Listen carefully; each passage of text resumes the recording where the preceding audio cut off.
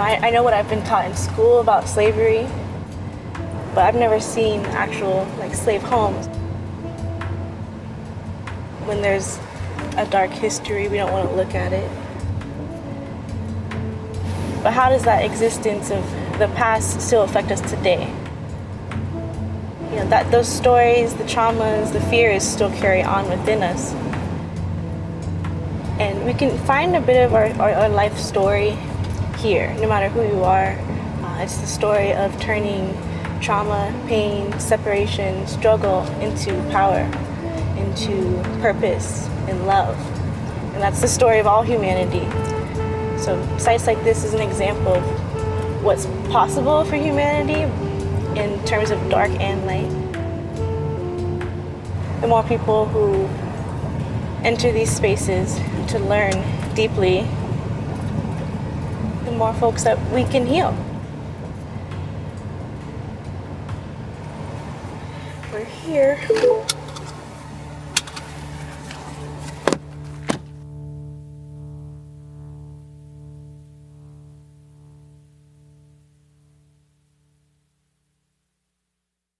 So we are here at Horton Grove, and this row of houses behind us is really kind of the heart of our site here at Historic Stagville. Where does the name Horton Grove come from? Like most place names in this area, it comes from a white family who owned some land in this area before it was ever part of the plantation. So Horton's Grove has 4 buildings that house slaves. How many slaves? By 1864, the summer before emancipation, there were just over 1,000 people held in bondage across this plantation. So the 110 people who are living here were at just one of many sites like this within this massive plantation. So before Juneteenth was a official holiday, did people come here to celebrate Juneteenth? This is going to be, I believe, our 15th annual Juneteenth program here. And people may have been coming here informally before that, but we've been offering a public Juneteenth program here since 2006 or 2007. Okay. So we are seeing a lot more folks familiar with Juneteenth and coming here, but it's not new for our site. All right, good. And before we step inside, we're gonna look for a moment at these bricks here. So this chimney here is the only surviving chimney that still has all of its original bricks in it. And what makes these bricks so special is that there are actually several places in this chimney where we can find finger marks or thumbprints where you can see where an enslaved person touched the clay before it was completely dry. So you can see a pretty clear thumbprint right there. Yeah. You can see fingers exactly there. You can see here where someone's hand was grabbing, moving, or lifting that brick there. Man, that's amazing.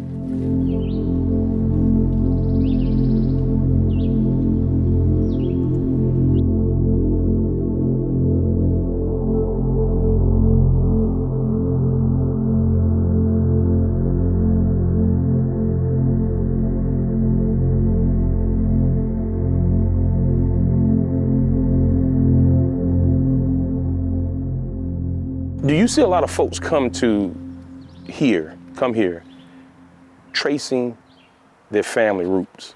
Yes. I mean, today, coming, because this is pretty fascinating. So for about 20 years now, we've had a really major family history project here at Stagville. And what we do is we offer free research services, in-depth archival research for free to any family who believes that they have an ancestral connection here.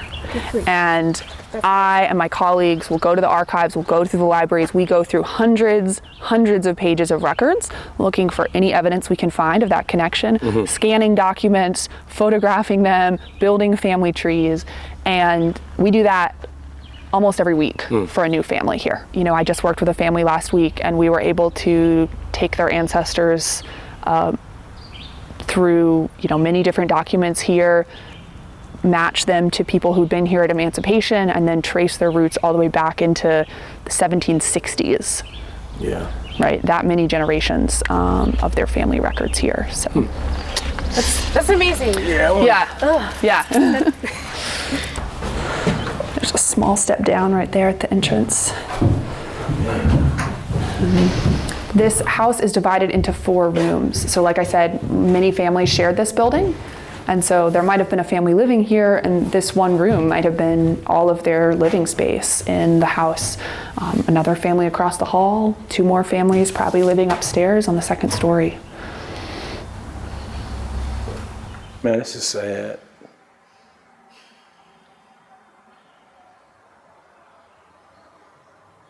It is. It's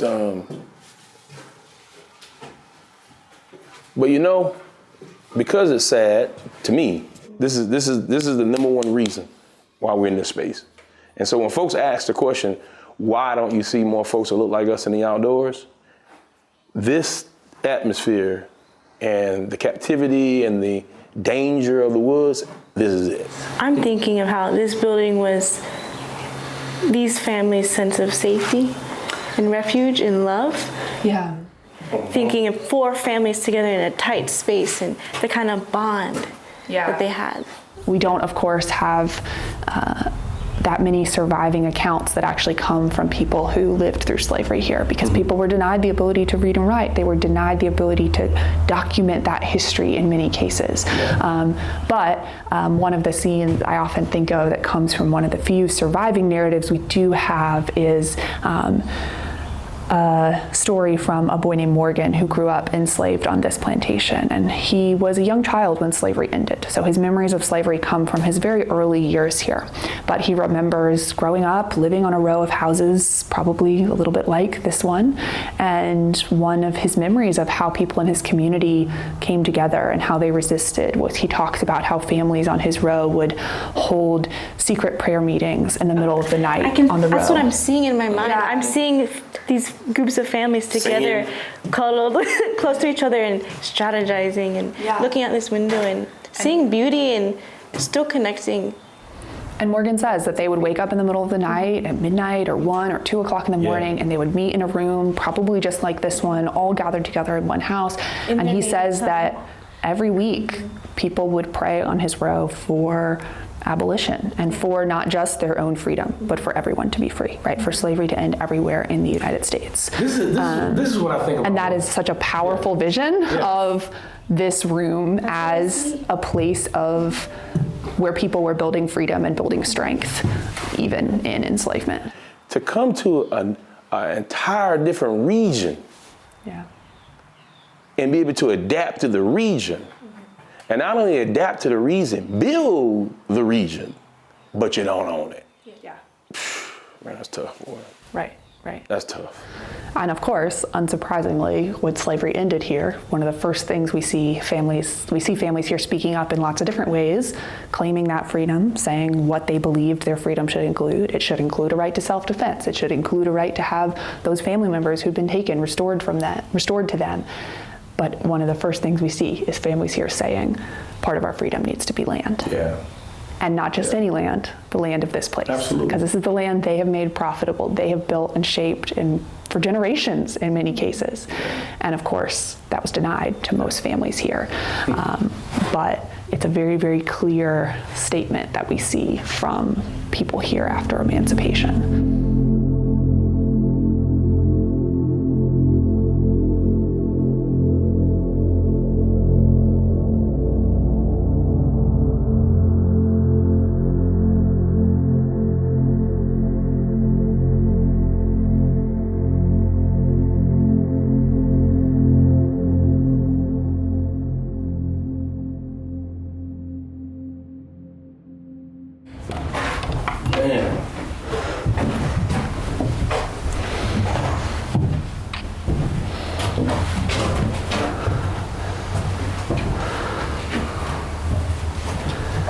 Yeah, so we come into these buildings in the middle of the day, but like you just said, the darkness of these rooms is actually really powerful, and it's how many people might have experienced these spaces a lot of the time.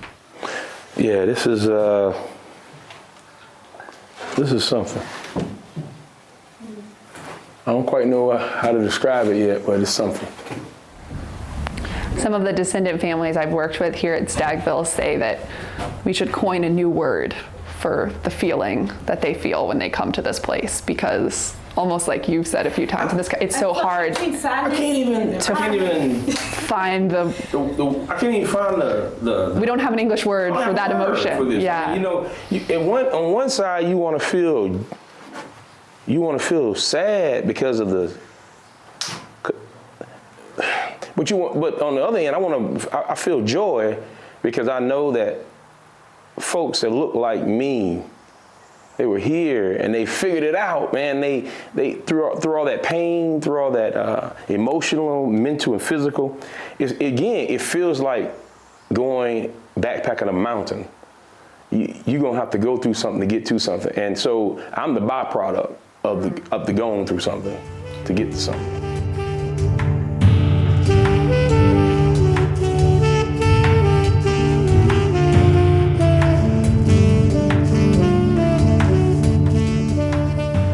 So this is the last historic building that I wanted to show to you all here at Stagville, and this is the building that we call the Great Barn. It's 3 stories tall, and just like the slave dwellings we saw earlier, it was built by enslaved carpenters and craftsmen.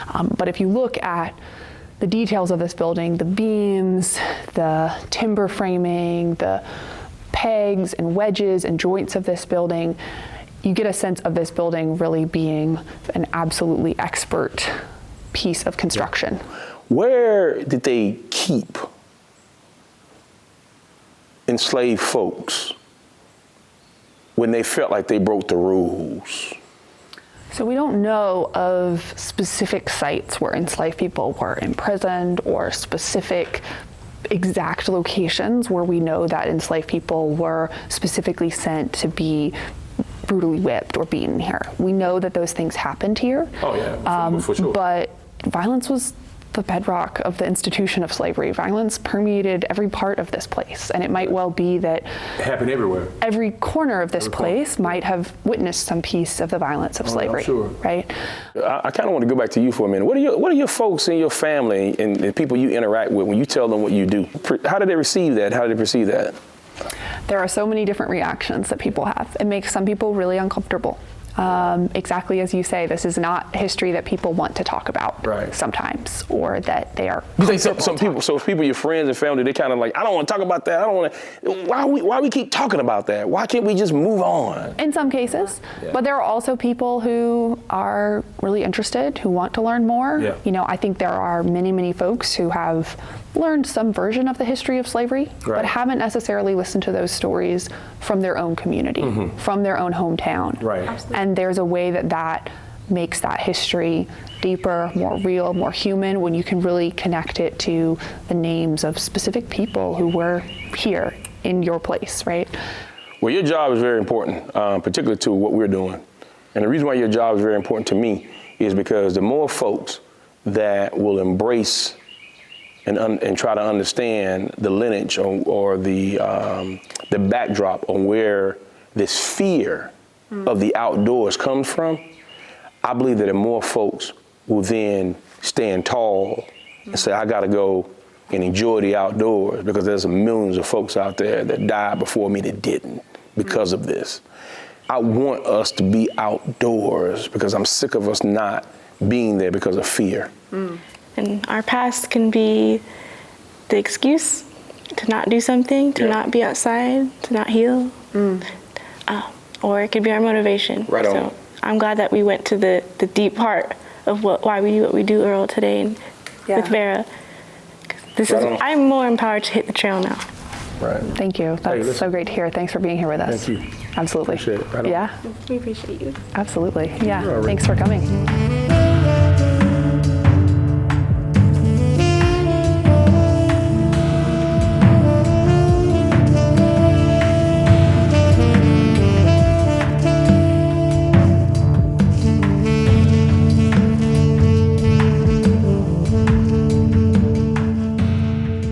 So this is a soul trail. All of the trails here on our nature preserve are named after the families who were enslaved on historic Stagville. It gives people a chance to sort of reflect and realize where they are. It takes a lot of time and resources to dig into that history and interpret it for the public. So we are very fortunate to have the historic site as a partner to help us do that at this preserve in particular. I'm excited. Yeah, me too. Let's get it, baby. Ooh, let's go, baby. Do it.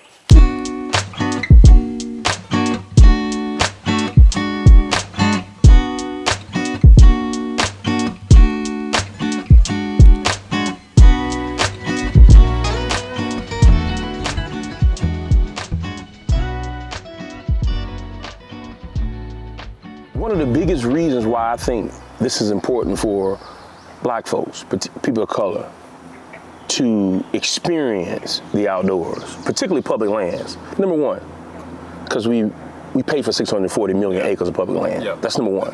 Number two, public lands, many of it, national and state parks, were segregated for a long time. So even if folks that look like me wanted to go enjoy the outdoors before 1964 in some of these areas, they couldn't. Mm-hmm. But the third thing is, it is important for our children to be able to come out here, be able to sit on this bench and dream just like everybody else's child. Come on any day. Mm-hmm.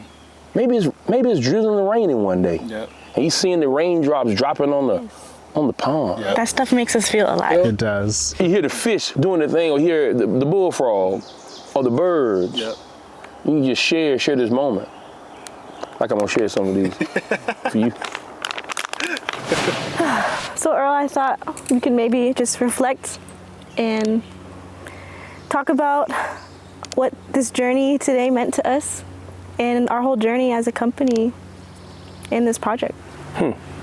Before coming here, I had already done some research. Mm-hmm. It's not that I didn't want to come here, mm-hmm. but I wasn't expecting to feel the way I felt once I actually got out of the car and stepped on the ground. I said to someone it felt a bit creepy. Yeah. And that's not a word that I'm saying that to dishonor our ancestors, but the place itself felt like a place and time that I didn't want to be in. Yeah. Because I know of all the horrific things that have happened in this space, right on these lands. And also because I know the way folks were treated here, the folks that look like me that were treated here in regards to the woods and nature is the very same reason why folks that look like you and I haven't really explored the outdoors. Yeah. And so we use this opportunity, this time, to shift the narrative and move it forward. I'm confident in that. Yeah. How about you? I've been on a very deep soul search journey of healing. Mm-hmm. As I recognize, as I come into my career and myself as a young adult, who am I and how can I heal not only myself but heal generations of my family? Right on. And I'm looking at that red roof house they built here on this land after the slave quarters. And you know, I worked on a plantation while I met you, Earl, mm-hmm. in order to learn how to farm. Right and on. Take back the tools that was lost as my family's immigrated to America. And I lived in a house just like that. Mm. And now I'm sitting here reflecting like, oh wow. I have been walking in the footsteps connecting with my ancestors, right. Truly. Right. I'm only motivated now. When I connect here, what happened here, mm-hmm. I'm not angry. Right on. I'm not crying. Right on. But I'm motivated to continue this path, this purpose, not only for me, but for millions of other people who are searching for that missing piece. Man, that's good. That's good because it leads me into this very thought process of the outdoors, man. Whether you are in the outdoor space, whether you're a rock climber or a backpacker or RVer or a hunter or fisherman or historian, this is the call to action for you who love the outdoors, who say you love the outdoors and you want to see everyone in the outdoors. This is a call to action to you, is to understand the history of why folks that look like me have not been in the outdoors and then take further steps in inviting us, giving us more knowledge of the outdoors that you know now and how we navigate through it. Yeah. And we all can do it together and in unity. Absolutely. We can. So I appreciate going on this journey with you. There were some moments there I wanted to cry But there's certainly the moments of triumph. I felt strong that there are folks who were on this property who fought teeth and nail to live, to survive, and to figure out how to get through the next day. Yeah. And I'm thankful. I'm thankful for Daquan, for Vera, for giving us an amazing tour. I'm thankful to the state of North Carolina for investing in such project to tell these stories and to make sure that folks, particularly folks that look like us, understand how vital it is for them to come and enjoy these preserved places. That's how we take our power back. Right That's on. what I tell Right people on. all the time. Take your power back, go enjoy the outdoors. Yes.